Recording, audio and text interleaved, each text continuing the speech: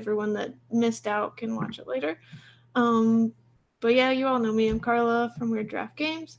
What we're doing here is we're doing the game design chat with Banana Chan from Game and a Curry. Sorry. So Banana, do you want to talk about you for a little bit? Hi, yeah, sure. So my name is Banana Chan. I use the pronouns she, her, they, them. I am the owner and co-founder of a small box board game publishing company called Game and a Curry. On the side, I also write and develop for role-playing games and other board games. So I write fiction, flavor text, all that fun stuff. Okay. If any of you have questions, we can start there.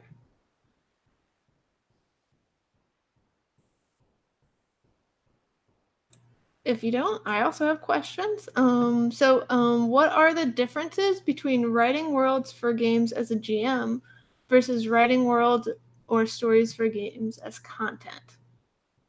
So I think that writing games for, say, a novel or something, you're building something from scratch, right? So you have all the stuff that you're just like starting from scratch. Whereas if you're writing something for a game, you have stuff that's already pre-built there for you. So an example for like a project that I worked on before was 7th Sea. So 7th Sea Katai, you have your rules, you have your setting, you have, pirates basically. And with that, you're sort of building out from that. Of course, you also have your the background and the history that you also have to interpret and put into this new world. But that's just like, that's sort of something that you're building out from. With GMing, that's a completely different monster because you're taking something that's already been done, that's already been made from like someone else's thing, and you're just like making it your own. You're taking like, say for example, if it's like a Powered by the Apocalypse game, maybe you're doing like a one shot and you're trying to, homebrew your own one shot from like a Powered by the Apocalypse game. Then you're sort of taking what's already there and evolving it, turning it into something else, and making sure that you have an outline instead of a proper story. And I'm using the word proper loosely here. What I mean is it's more of like an outline versus like a full, maybe 5,000 word story where you have to be malleable and you have to, be sort of considerate with what your players want. So it's very different from when you're making up a story from, for like a book or like a novel. Where do you typically start when you're world building? So when I'm writing games for maybe like a setting or something, when I'm doing a setting for a game, usually it's dependent on what the company wants, right? So say, for example, it's Scooby-Doo. So recently I worked on Scooby-Doo Mystery Manor, Betrayal at Mystery Mansion. Sorry, I always get the names mixed up because it's like a whole bunch of different properties and I have to like mix and match things. But when I was working on that, the restrictions were that it has to be with Scooby-Doo, right? The Scooby-Doo brand, but it also has to have the Betrayal brand. So you have to work within these constraints and sort of build out what you can from there. For that, sometimes I find that restrictions are a little easier because once you know the restrictions, you don't have all the, oh no, what am I going to do? Like you're going to have like analysis paralysis because like everything is coming at you all at once. But when you're building something from scratch, that's when things get a little more difficult because you have to think about what you're most interested in first. So for me, I like to take things that I know from real life. And I think that when you're writing a book or writing a novel or writing some sort of storyline, it's always good to start with what you know, write down everything on like, a notebook or something, and take the pieces, reiterate, rearrange them how you see fit and go from there. Usually writing worlds is you're writing about like a setting and a place, right? So those two things they're kind of different, where you're thinking about like the place itself, like the geography, this the landscape, all that sort of stuff. But you're also thinking about say like the conflict and the period and like what's happening over there and why is this conflict right now important versus any other time in this world's history. So there's like a lot of different things in there, and we can zoom into any sort of section however people see fit.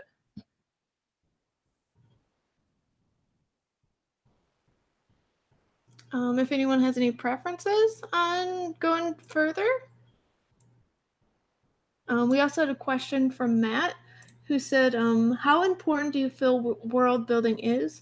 The games which historically have lasted the longest tend not to have a world. Does the amount of world building required depend on the type of game and or the targeted player? That's a good question. So I think world building, it depends on the game itself. So right now I'm working on a game called Jiangxi Blood in the Banquet Hall. And it's important in terms of world building because it depends on a lot of history, a lot of real world history. So the game is about players are taking on the roles of a Chinese family running a restaurant in the 1920s. In the daytime, they're running the restaurant, they're facing oppression, they're facing like a lot of different types of stress. At night, hopping vampires, Jiangshi, come out and they attack you and the customer base. So that's like something that is it is like a historical thing. So we had to do a lot of research. We had to like make sure that we got everything right. And we also learned that when we run these games, a lot of people don't know the context of this type of history. So there are a lot of questions asked, and we made sure that we wrote out everything in the book itself. Because we realized that because this is not a Western culture, it is a little harder for players and readers to understand and grasp all the different nuances. So in that sense, world building is really important. In the other sense, if we're thinking about maybe like a board game that has a fantasy element, maybe world building is not as important in that realm because people are more focused on, if it's like a worker placement game, maybe people are more focused on like the mechanics themselves as players. But sometimes, you would have that odd player who's like, I'm really interested in both the worker placement element and also like the story behind this game. And you see that marriage sometimes when you're, with games like Sea of Legends that's coming out now. I think it's May 5th. It's coming out on Kickstarter, where it's another pirate game. It's a pirate board game, but it comes with an app, and different decisions that you make along the way influence a story. And the story, if you go a certain route, you get like more items, like say you get more influence, or you get more gold, or an item or something like that. So it really does depend on the game.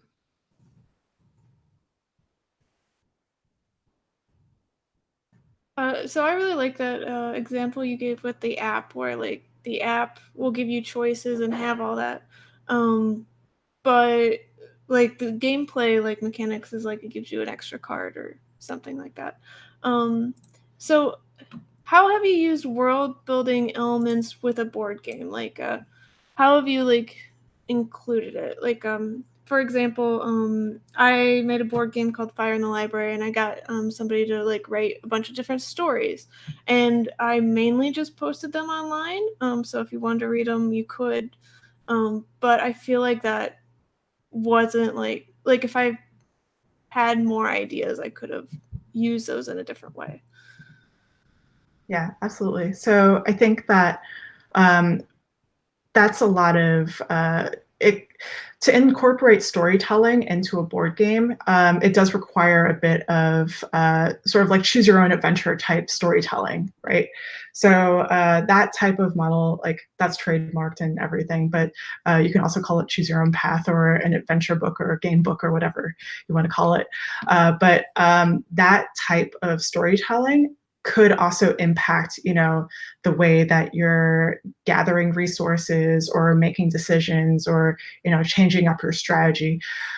Sea of Legends is doing that right now with its weird storytelling mechanic where it's like, as you're making these different decisions, depending on your roles, you also get resources.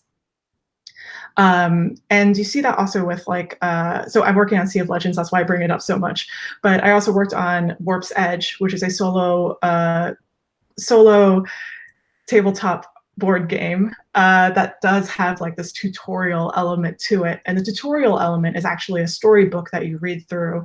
And as you're making these decisions in the story, you decide what kind of ship you're going to have, what type of aliens you're going to face, and you have all these different upgrades for your ship. So I think incorporating story into mechanics, it's sort of like this weird marriage that you have to think about, or in like a choose your own adventure type setting.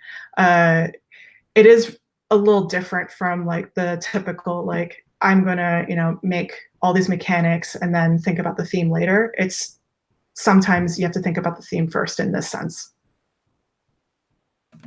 That's perfect.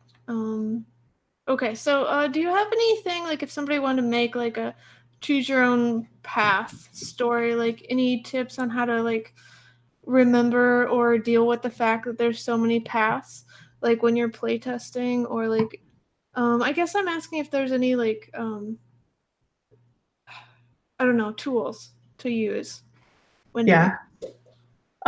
So right now I'm working on a couple of choose your own adventure type things, and something that I found is really helpful is having a whiteboard and just charting everything out. If you don't have a whiteboard, that's totally cool. You can also use org charts. Just having an org chart and seeing where the flow goes, that's been really helpful to me, just because you're visualizing everything and you know where the end, how the end works at the end of like an adventure or a path or something like that. If you ever take a look at maybe like choose your own adventure book org charts, they do something similar. So I can probably drop in like a link or something if I can find it. But it's very, it looks chaotic, but it makes a lot of sense if you're working on the project. So let me see. Can I like add stuff into this? Yeah, there's a chat on the side. All right, awesome.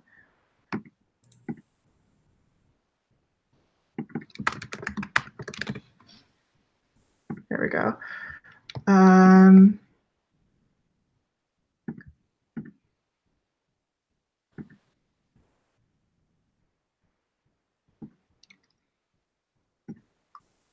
There we go.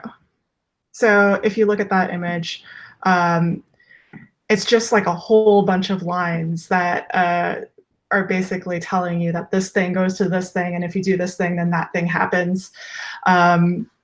And I think that that's like an organized way of looking at things, so that later on, if you wanted to edit a path, if you wanted to change, the structure of a story, then you can just take that thing, edit it a little bit or move it somewhere else, so you know where everything goes. Yeah, well, thank you for adding this in. I think the visualization is really helpful. The next question is my personal experience with story-heavy games is they tend to have uninteresting strategic choices.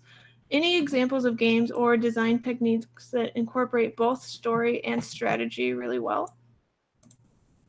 Yeah, I find that that's something that, in terms of board games, it's a little trickier, just because, like I said earlier, it's very mechanics focused. But you also have games like along with Sea of Legends and all those other games, you also have Dead of Winter. Dead of Winter is a great game that has like those crossroads story bits.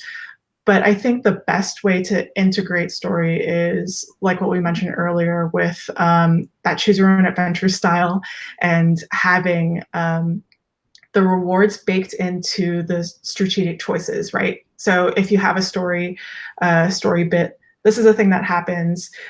Here are some options of how you can react to this NPC. If you react to this NPC a certain way, then you get like, this resource. If you react a different way, then you don't get this resource. So baking that in beforehand, I find is very helpful. Okay. What do you normally do when you hit a roadblock with a story-based game, or what happens when you get a writer's block?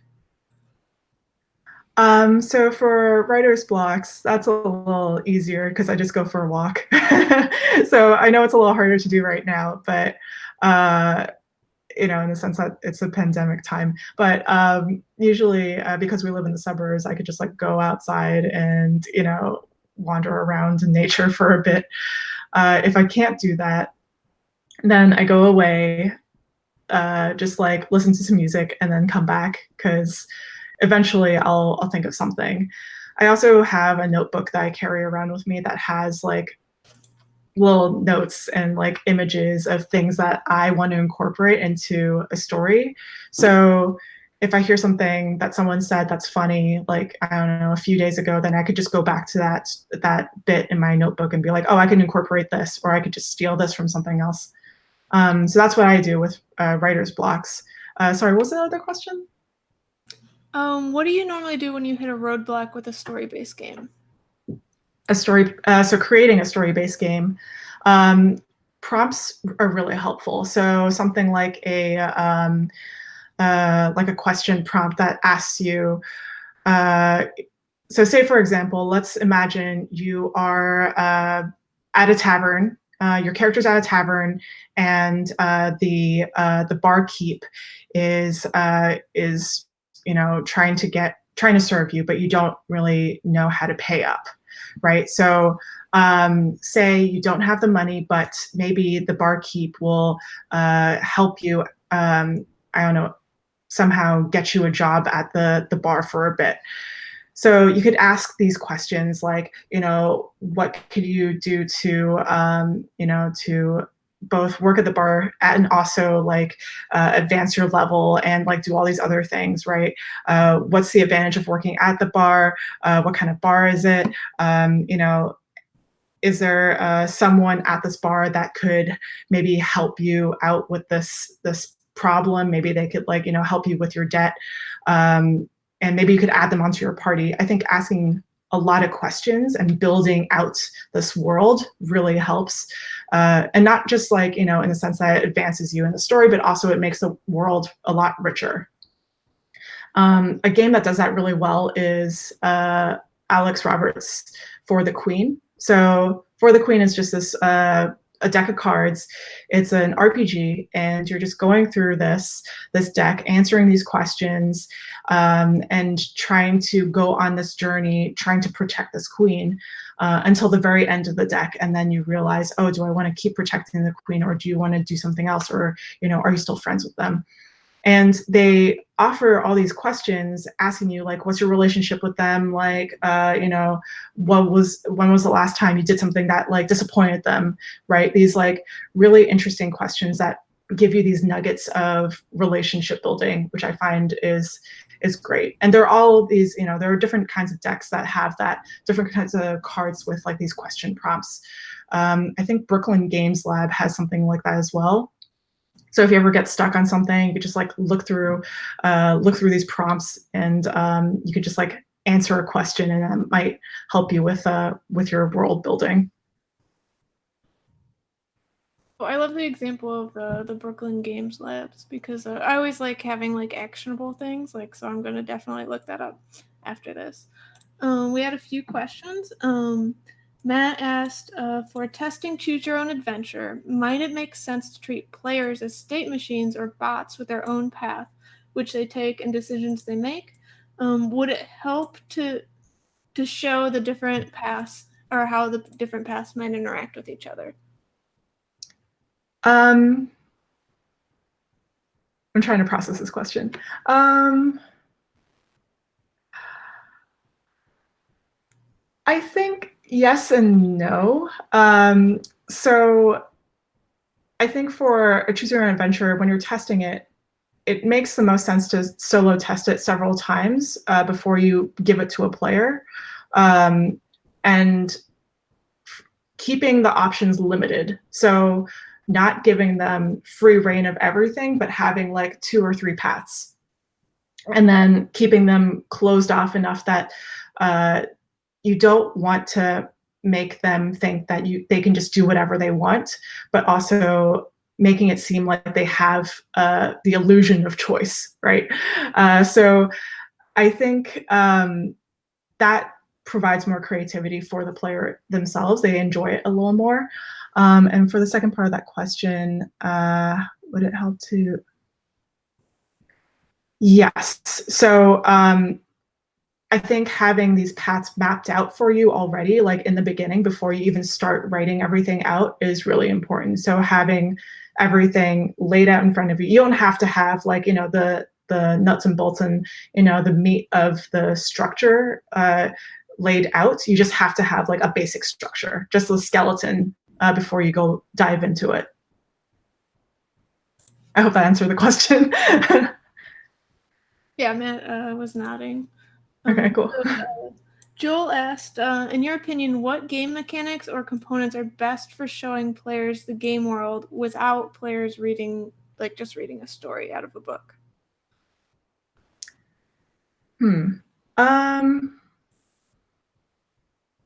So if we're talking about, so I think that we have to separate, we end up separating tabletop RPGs, role-playing games in general, from board games a lot, right? I think that it is hard to integrate the two, especially since those are two very different creatures. So with tabletop RPGs, you sort of just like, for this question specifically, with tabletop RPGs, it's sort of like good to give an overview or like a session 0. So during a session 0, before you play the game, you just tell your players, this is what to expect. Here's some of the content. We're not going to dive too deep into this, but this is what you need to know before we go into the game itself. Is everyone here familiar with what a session 0 is, or should I go into that? I can talk about it. Explain. Yeah, a little. Okay, cool.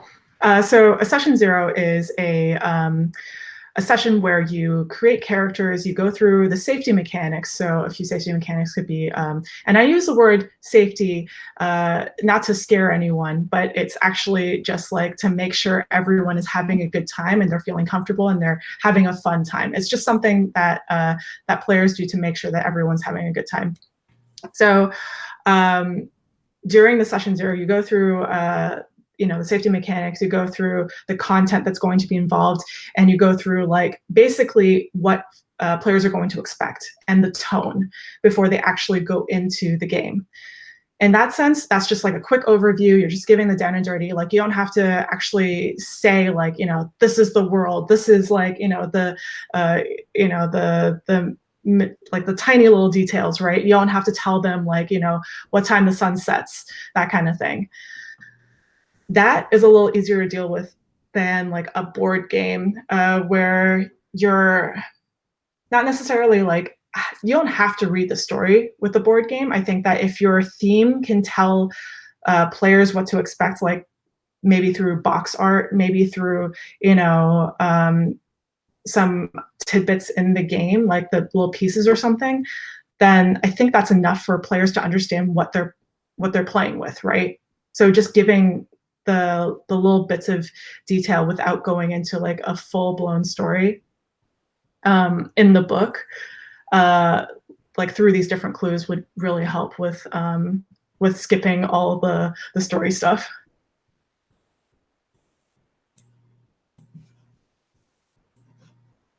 Okay. So do you have any tips for like play testing different types of like story-based games? Like that it would be different than play testing like a regular board game. Yeah, I think with story-based games, it's good to solo test a few times. So play around with it, see what you think would work, wouldn't work, what would break the game before sending it to someone else. because I think that in a way, when you're writing or making a story game, it's closer to writing a book or a novel versus making like a board game. So how writers usually dive into their books is that they would make the thing, they would read it, they would step away for a bit, edit it, and rearrange some stuff. So by the time it's like the third or fourth draft, maybe they could send it out to someone who could, edit it, look at it with a fresh pair of eyes. Usually don't go to your, to the people who are closest to you. Don't go to like, your best friend or like, your spouse or something like that, because they'll probably give you the things that you want to hear. But going to like, a gaming convention, or maybe going to, maybe not a gaming convention now, but going to someone who does like, who plays a lot of games online. Maybe you have like a group online. Maybe you know some people on Twitter. Reach out to them and see if they'd be interested in something like your game.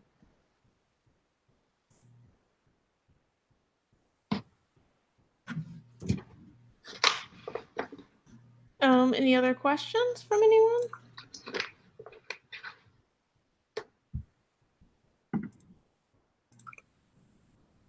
Could you tell us more about, so a lot of us are from the board game community. Like, what are the differences between the board game community and the RPG community? I think that in terms of the way that so I do a lot of like board game stuff too, but mostly on the publishing side of things. And that's like a whole different beast from like publishing RPGs, which is mostly books. Occasionally you get cards as well, but it's not as many pieces as board games. The difference, I think, is that with publishing like a RPG, you would think about digital, you would think about physical copies for sure, but you can also I think that the digital aspect is very important for tabletop RPGs, or any RPG for that matter.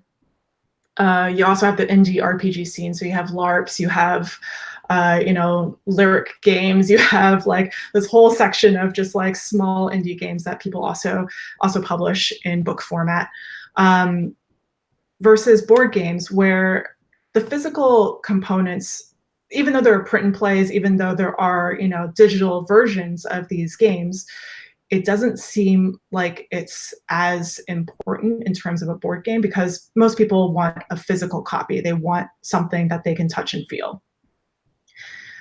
Even though it's ironically in a tabletop RPG, you're still playing with like physical components.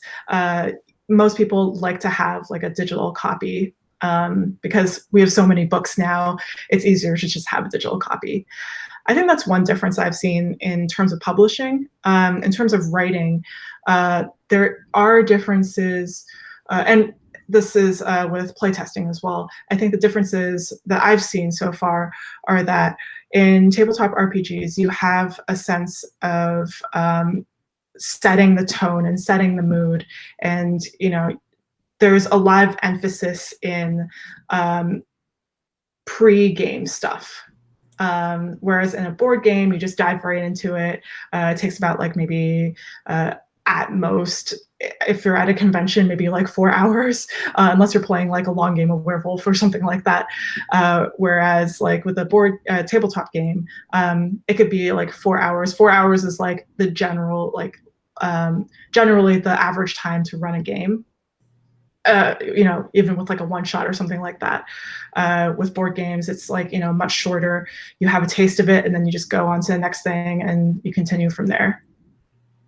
Have you ever worked on any one shots?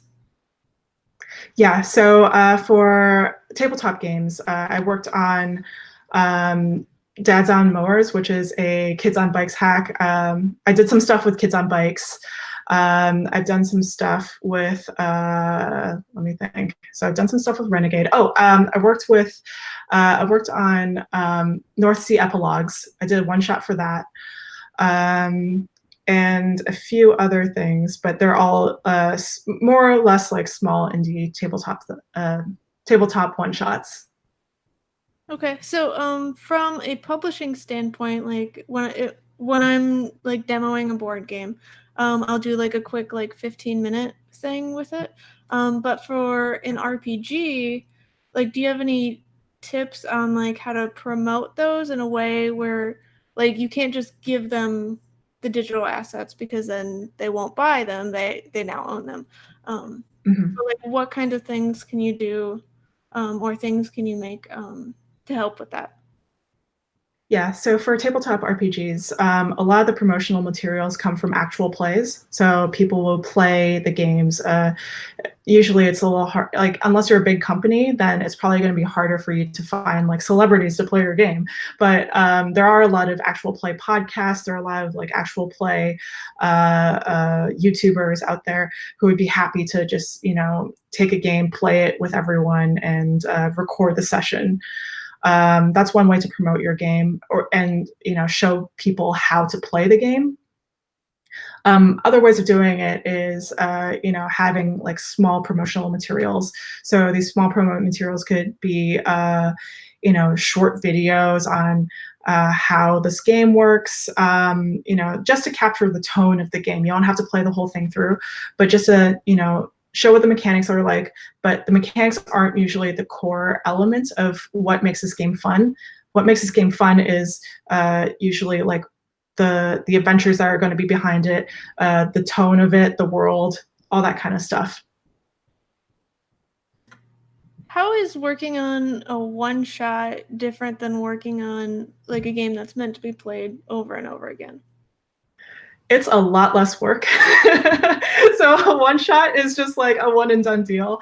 So every time I've worked on like a one shot. I've done stuff for one shots. I've also done stuff for like settings and stuff. And usually I'm a settings writer. I do one shots as well, but I gear more towards settings and like history stuff.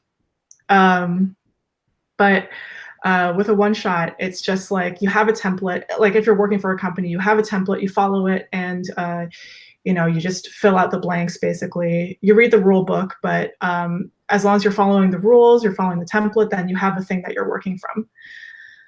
When you're writing something that's like a long form game, like if you're starting from scratch, like writing the rules, writing like the nitty gritty stuff, it's like you're building everything out of nothing, right? So it's sort of like writing a book, like writing a novel, but also requires you to know some game design stuff.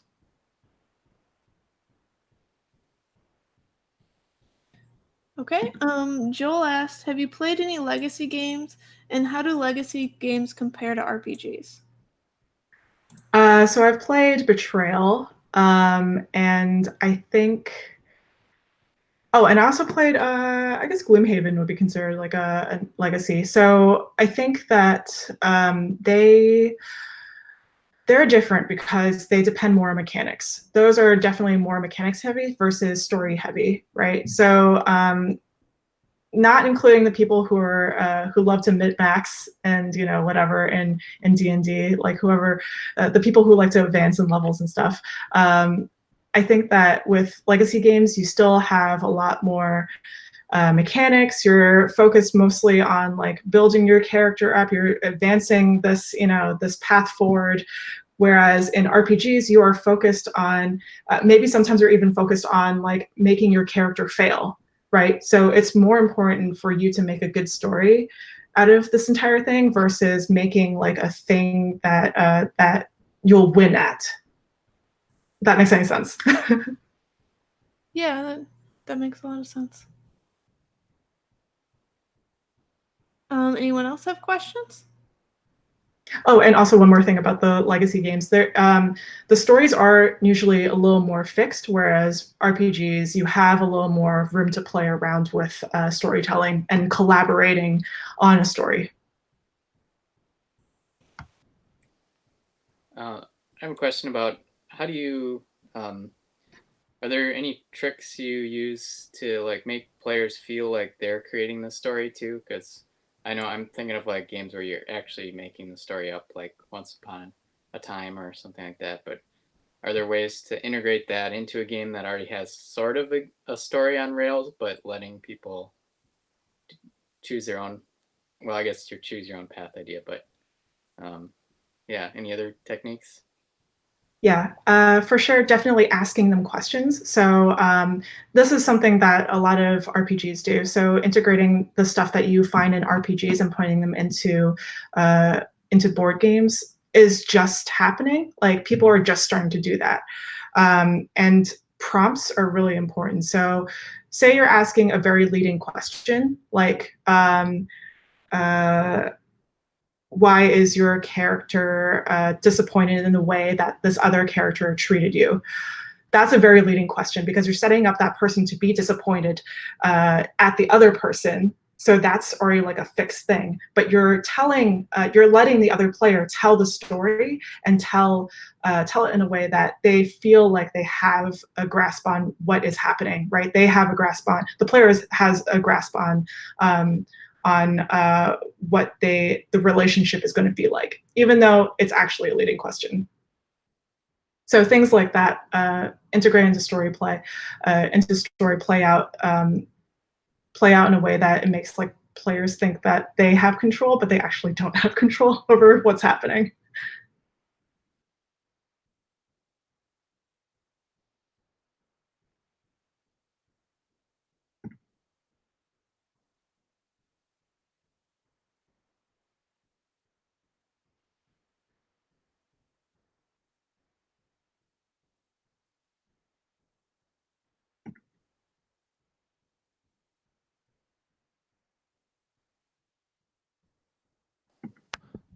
Did we accidentally kick Carla, were you? Oh.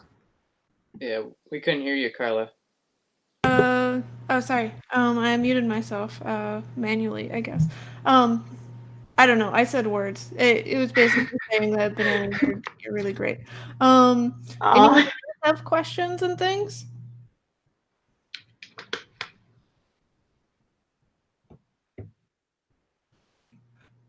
And we can also open it up into any kind of question, like not just world building or RPGs.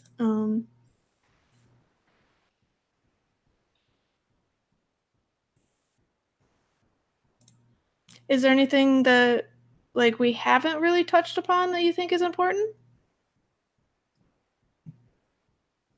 In terms of world building, I think it's definitely usually easier when if you're working for another company and you're getting like a contracted job. I think it's usually easier when you have these constraints to work from, because then, like I said earlier, like constraints always make people more creative with their work. For example, I recently worked on the Dune RPG and I did some setting stuff, and I already knew what the world was like and how to work around it.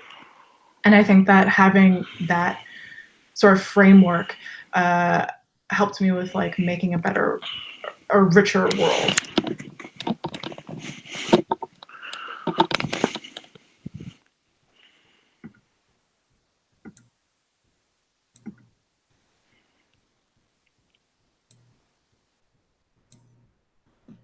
Oh, sorry, guys. Anything else? Or any questions?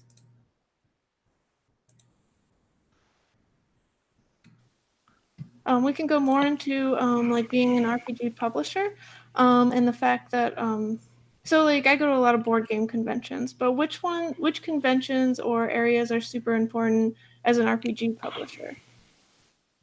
So Origins is definitely a big one. Gen Con's a big one. And we talked about this earlier where, those two are the two big conventions that are happening, or they might not happen this year. But there's also Big Bad Con, which is incredible. It's a convention out in, I think it's in San Francisco this year, like the San Francisco airport area.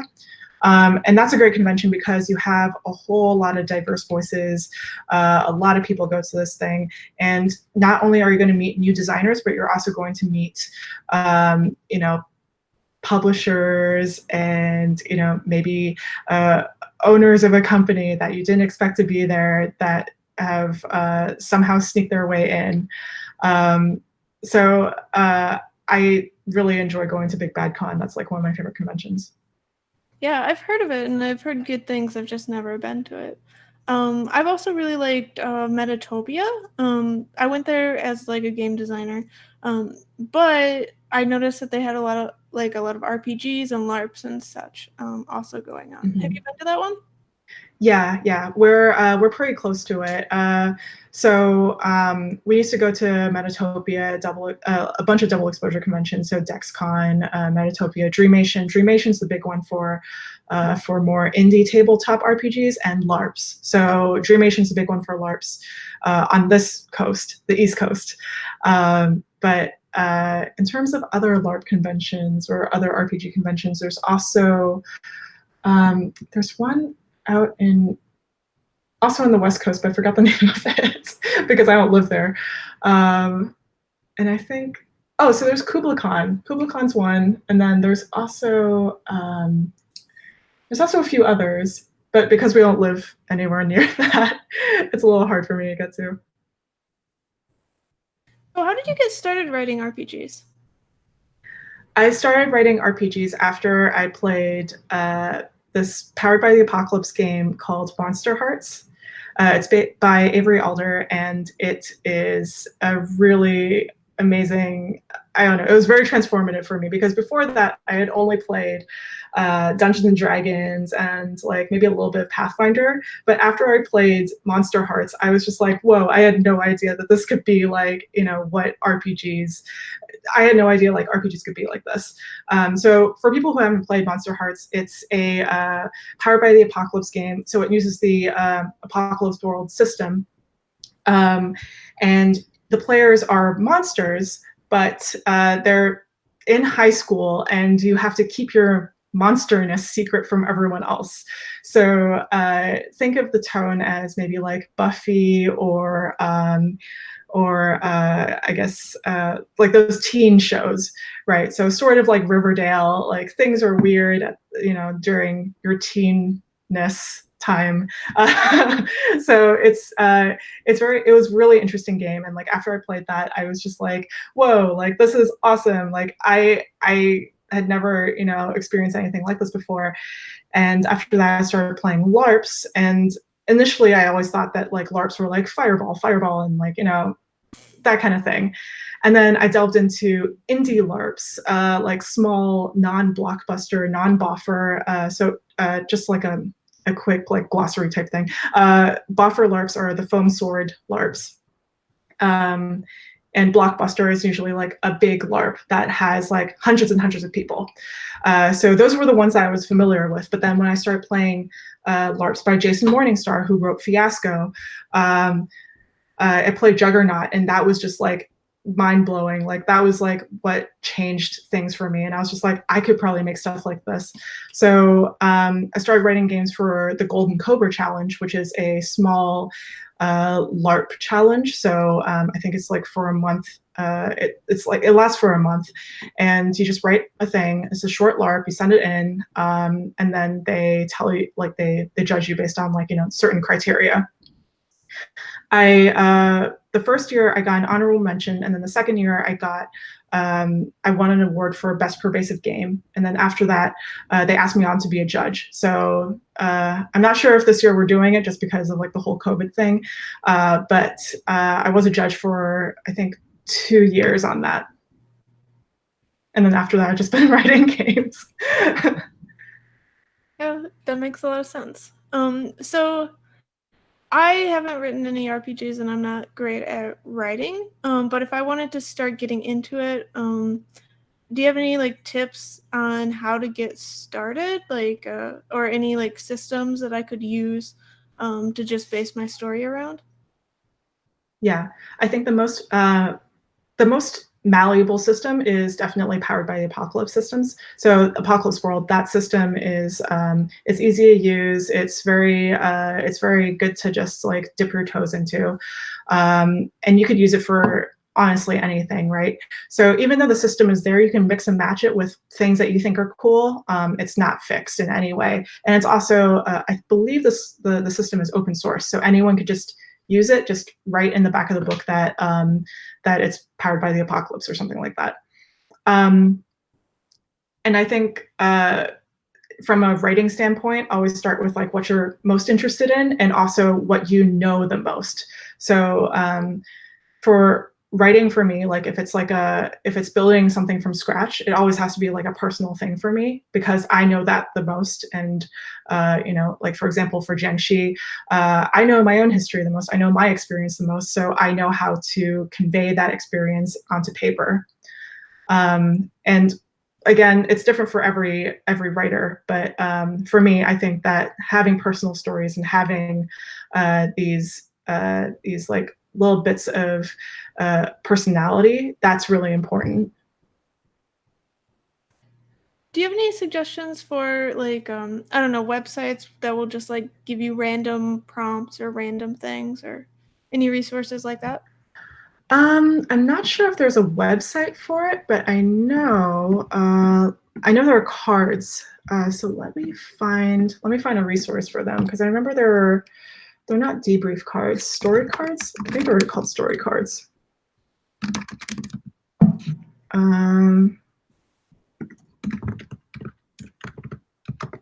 Sorry, 1 minute. Backstory cards, that's what they're called. Yeah, so backstory cards, there's like a whole range of different ones, depending on what you're looking for, I think. I'll just put that into the chat.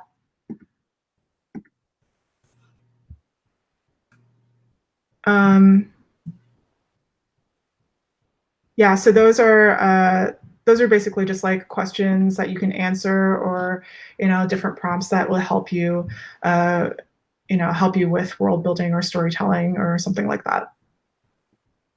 Okay, well that's fantastic. I always love having like something to go to when I don't know what to do next. Awesome. So last chance for everyone listening. If you have any more questions or anything you'd like to say, now's the time.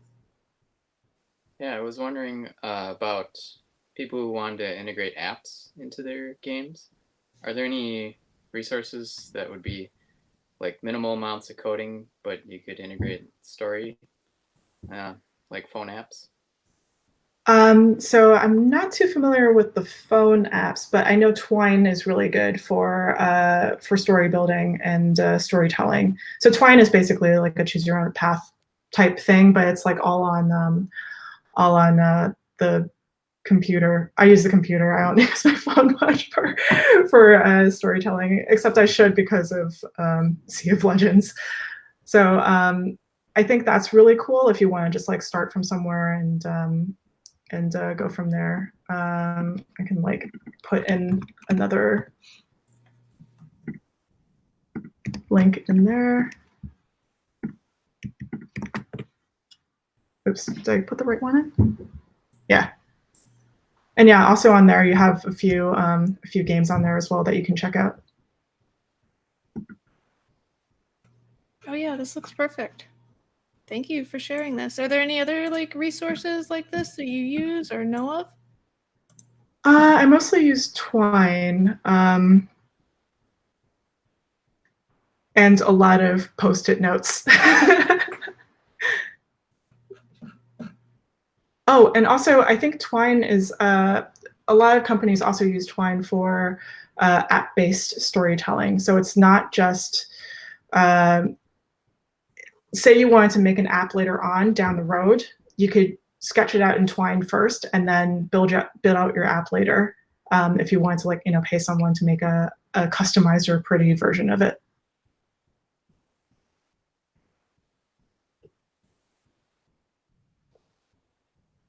Yeah, and I can second that. If you have something that like has a lot of information and like you give it to a contractor, it'll be much easier, like more accessible the information you give them. Like just make it super easy so they can go as fast as possible. Like don't make them, I don't know, read a Word document because is going to be super hard and they're going to make mistakes off of that. Super true.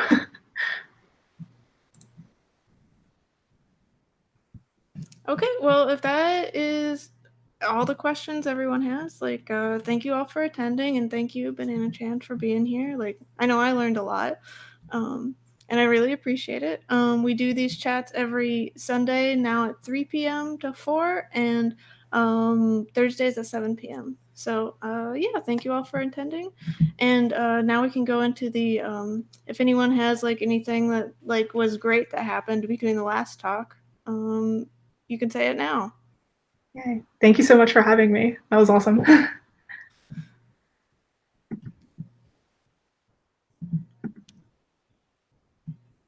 Okay. Well, it seems like people like Twine, and they really appreciated this. So, have a great day, everyone.